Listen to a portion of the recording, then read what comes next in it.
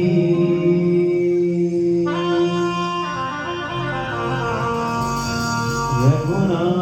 सायक चले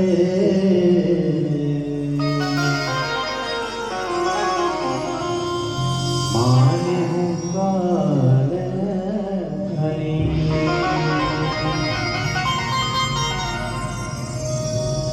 प्रेम से बोले पूज्यपाद गोस्वामी तुलसीदास महाराज।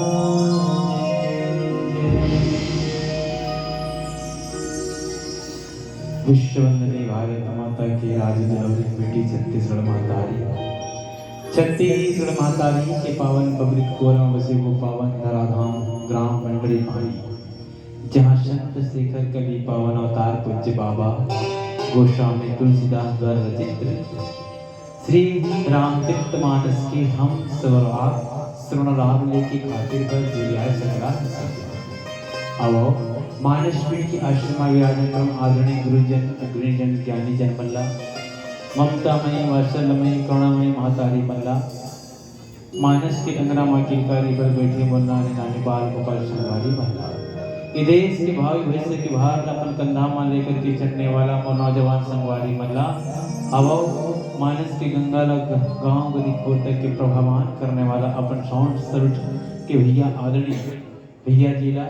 मानस मंच के रति सुंदरवाणी के ध्वनि एक सेतु के कार्य करने वाला प्रमुख आदरणीय उद्घोषक महोदय जिला कौशल्या भंडार में भोजन प्रसादी बनाकर के हम सब जन सहयोग प्राप्त करने वाला अब समस्त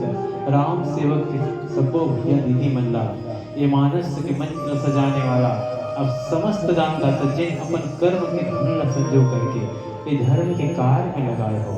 ऐसा दानदाता ऐसा भामाशाह मल्ला और मानस में बैठे अब समस्त श्रोता समाज में श्री सीताराम मानस परिवार ग्राम तिलामन जिला उत्तर बस्तर कांकेर के नाने अबोध जंगल हली कंपनी के ढाल ले हो सादर छल छिद्रला छोड़ के मन कपटला छोड़ के दोनों हाथ ला जोड़ के सादर सादर वंदन है प्रणाम है सादर से कार्य करो। अब रात्रि अपर हो चल पड़े मध्य रात्रि में हम प्रविष्ट करे जाते हैं और मध्य रात्रि प्रविष्ट करे जाते हैं और इस पावन पर्व है कि आज की ये पावन पवित्र बेला में प्रभु अनन्य भक्त संकट मोचन प्रभु हनुमंत लला के आज जन्म उत्सव के आप सब जना कोटि कोटि बधाई गाड़ा गाड़ा बधाई है। अब मानस से गंगा हम सब जन जुड़िया सकला भावना लेकर के हम राम कथा की अविरल धारा हम सब झल्ला स्नान करना है गोता लगाना है भाव भक्ति से जुड़ना है लेकिन कब जिनके ऊपर राम की कृपा होते अब कारण करुणानिधि भगवान की कृपा होते बैठे न मातारी हो तिला मानस की गंगा में बैठे और सुने के अवसर मिलते अब हमारे पुण्य उदय हुई परमात्मा की कृपा के कारण हमारे पुण्य उदय हुई हमारे कई जन्मों के पुण्य के कारण आज की ईश्वर मानस की गंगा में बैठ के अपन वाणी का पवित्र करेगी अपन जीवन का पवित्र करेगी क्षणमा अवसर मिलेगी। चलो हम सब जिला अब लंका कांड के पावन कथा प्रसंग में चर्चा करना है जेकर कारण जेकर घात प्रेम जेकर धाक प्रयत्न जेकर धाक मेहनत के कारण आज इस संसार के सबसे अभिमानी सबसे अहंकारी सबसे दुराचारी जीव के अंतम होना है। तो अब जब ज्ञान परम शक्तिवान हो जाते जब ज्ञान चरम सीमा पे हो जाते तब अभिमान और अहंकार के तमाम होते। वास्तविकता में